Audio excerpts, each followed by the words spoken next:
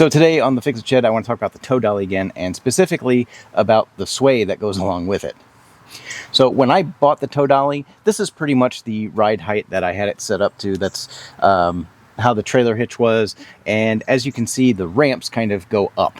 And I wasn't going to be able to tow a car like this because the ramps would hit the car when you put a car on here. So I did a couple of things. So for one thing,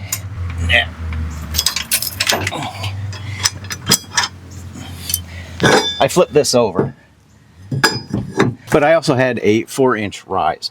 So I put that on.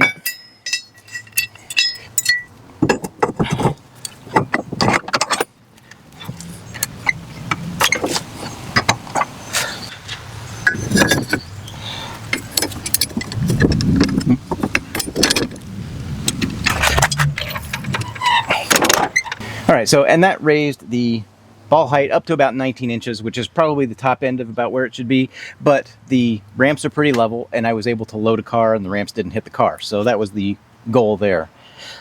What happened though, so after I bought this and I brought it home and it was empty, and it rode very well with the ball height much lower, probably about 6 inches lower than it is now. But when I raised this up 6 inches and on my way to go and get a car, this was swaying back and forth pretty heavily and really kind of pulling the car around.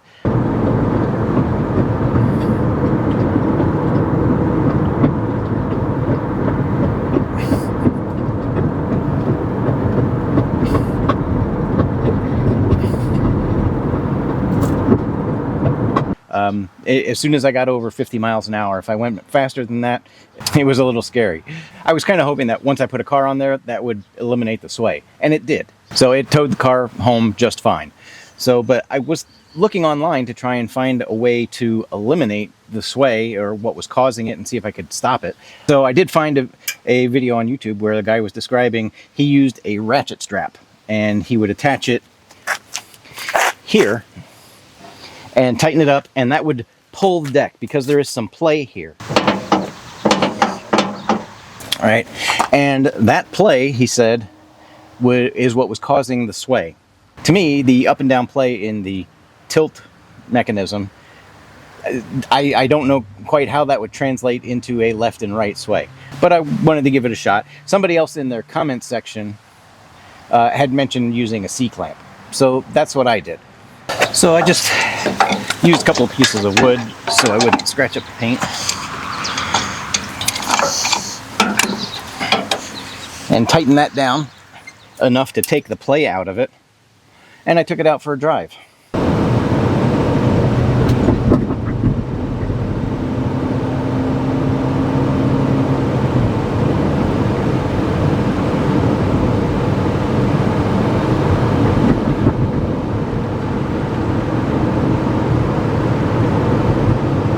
Worked.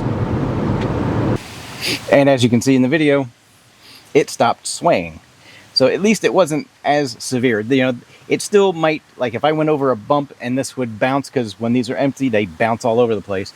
So if it would bounce, it would still sway a little bit and then kind of come back in line and then straighten out and be okay. But I was really surprised that this actually worked. All right, so if you got something out of this video, please be sure to give it a thumbs up. And if you want to help this channel out, please consider subscribing or becoming a member by clicking the join button below. Thanks for watching. Take care.